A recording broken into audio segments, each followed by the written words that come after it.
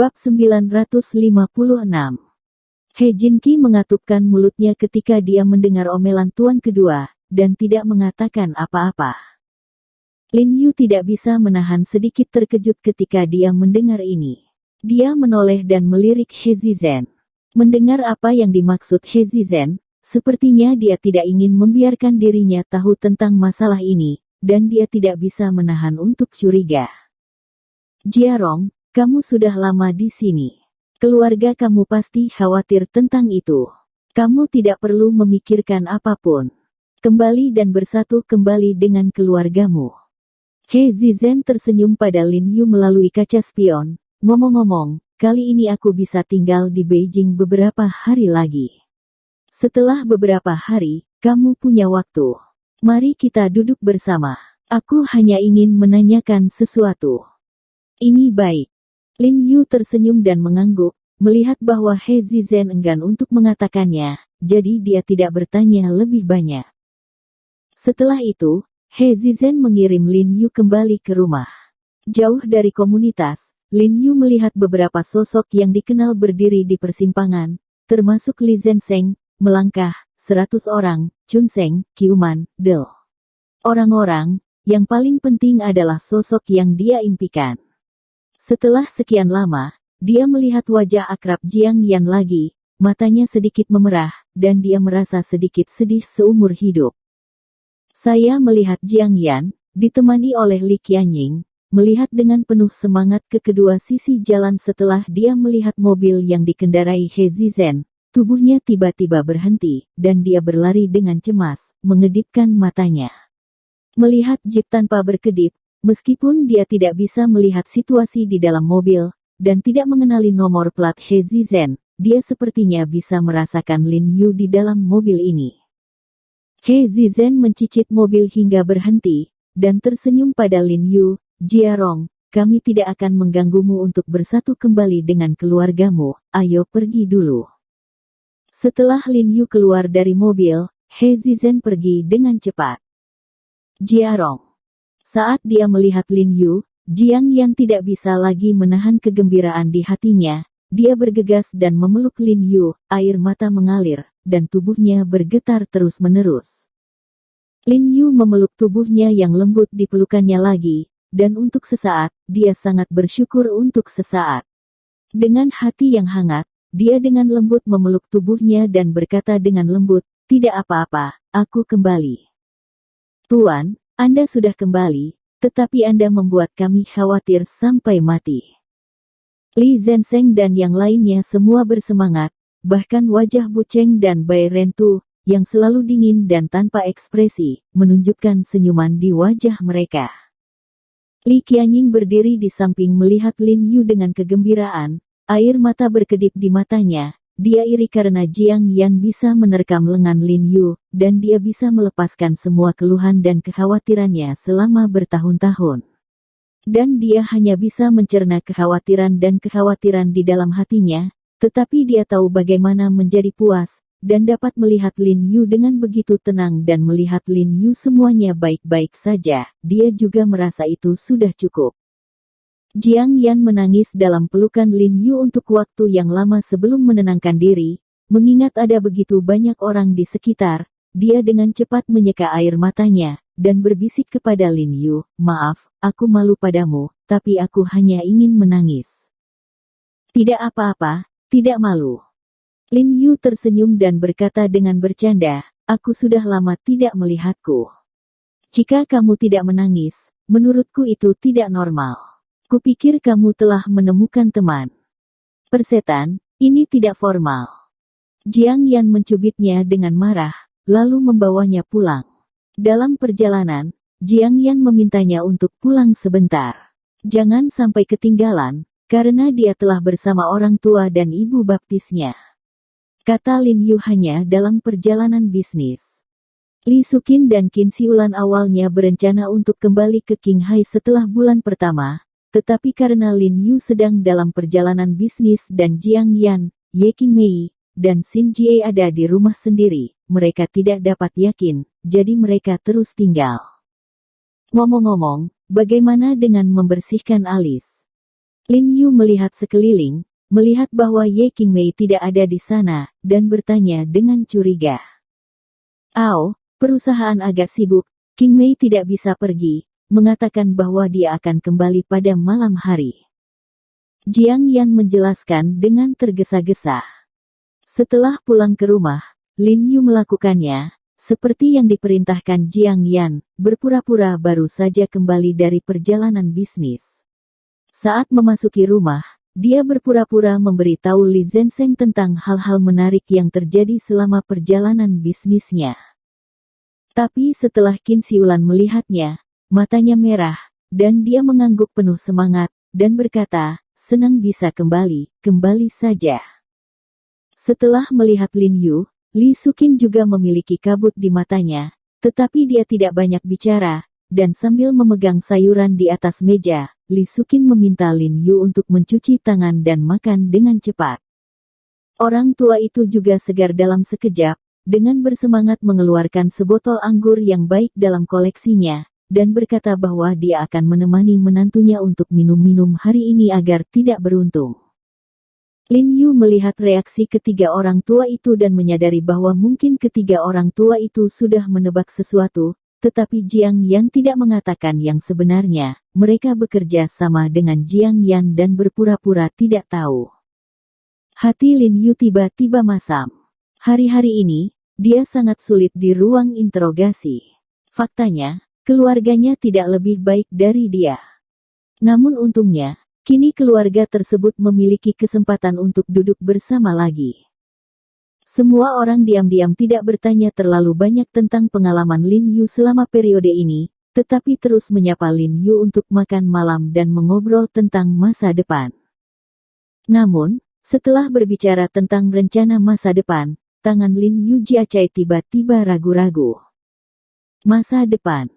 Apakah ada masa depan untuknya sekarang? Dia pernah menganggap revitalisasi pengobatan Tiongkok sebagai pekerjaan hidupnya, tetapi sekarang, bahkan kualifikasi untuk menjadi dokter telah dicabut. Pak, Yuxuan memberitahu saya bahwa Heiji telah resmi go internasional.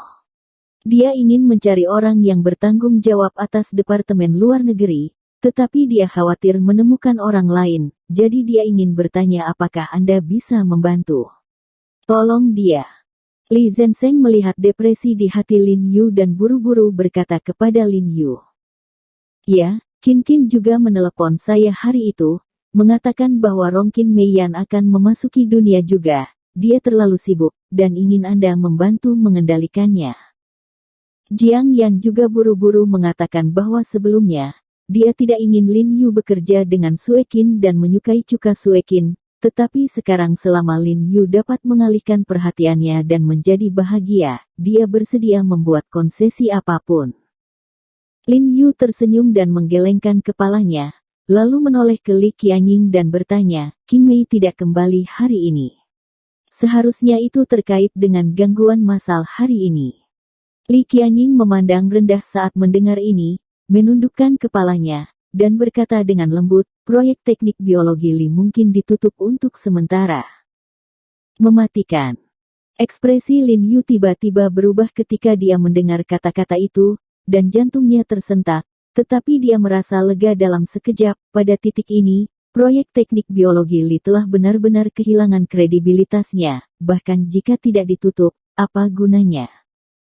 Jika ada yang lain, kamu bisa memberitahuku bersama. Lin Yu memandang Li Zhensheng dan yang lainnya dengan mata yang rumit, menepuk dadanya dengan keras, dan berkata dengan bangga, He Jiarong, bagaimana saya bisa mengatakan bahwa saya seorang pria berkaki 7 yang kuat, saya bisa menahannya. Li Zhensheng ragu-ragu sejenak, mengetahui bahwa ada beberapa hal yang tidak bisa dia sembunyikan, jadi dia hanya berkata kepada Lin Yu, Tuan, si Kun Hao dari Kementerian Kesehatan telah mengirim pemberitahuan ke klinik mengatakan bahwa Anda telah secara resmi diberhentikan dari Asosiasi Medis China. Sebelumnya, Lin Yu hanya diberhentikan sementara sebagai Ketua Asosiasi Pengobatan Tiongkok, namun sekarang, ia telah sepenuhnya dikeluarkan dari Asosiasi Pengobatan Tiongkok. Ia tidak lagi memiliki kualifikasi untuk menjadi seorang dokter pengobatan Tiongkok. Lin Yu tidak terkejut ketika mendengar ini. Dia hanya meminum anggur di atas meja dan berkata, "Apa lagi? Jika saya tidak salah, Presiden Asosiasi Pengobatan China seharusnya milik dokter misterius itu. Rong Hesu." "Tidak." Li Zhensheng menggelengkan kepalanya dan berkata, "Tapi dia juga anggota dari dokter misterius itu. Kudengar itu adalah salah satu direktur dari dokter misterius, bernama Cheng Qiong." Lin Yu menyipitkan matanya, bertanya-tanya mengapa bukan rubah tua Rong Hesu yang keluar untuk melayani sebagai ketua Asosiasi Pengobatan Tiongkok. "Apalagi?" Lin Yu terus bertanya. "Hal lainnya adalah bahwa sertifikat kualifikasi dokter Anda telah dicabut, dan Anda tidak lagi memenuhi syarat untuk menemui dokter." Li Zhensheng menunduk dan berkata, beberapa tidak berani melihat mata Lin Yu, dan memeras keringat untuk Lin Yu. Ketika sertifikat kualifikasi dokter Lin Yu dicabut terakhir kali, dia putus asa selama beberapa hari. Tetapi setelah Lin Yu mendengar ini, ekspresinya masih sangat tenang, bahkan gelas anggur di atas meja tidak bergerak, dan dia berkata dengan tenang, "Apa lagi?" Selanjutnya, Si Kun Hao datang ke aula medis kami untuk melobi dan ingin kami memindahkan semua aula medis di bawah ini ke Asosiasi Pengobatan China. Li Zhensheng berkata dengan getir, "Ku bilang semuanya harus menunggu suami kita keluar, tapi anak ini memberitahuku bahwa kau tidak akan pernah kembali dalam hidup ini, sialan." Saya mendengar bahwa Si Kun Hao telah sangat dekat dengan grup Yunxi baru-baru ini dan tampaknya membantu grup Yunxi untuk mempromosikan suntikan obat China.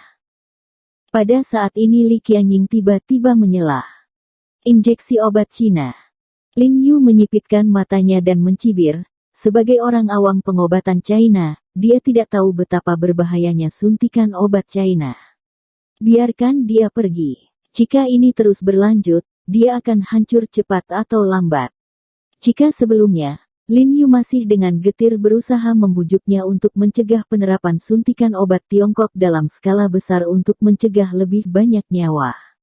Tetapi sekarang, setelah mengalami kehangatan dan dinginnya hubungan antar manusia, dia tahu bahwa ada beberapa hal. Dia tidak berdaya dan tahu bahwa beberapa hal bukanlah apa yang telah dia lakukan, dan orang lain akan menghargainya. Bagaimanapun, dia bukan lagi ketua Asosiasi Pengobatan Tiongkok saat ini, dan bahkan dia bukan lagi seorang dokter pengobatan Tiongkok. Beberapa hal tidak ada hubungannya dengan dia.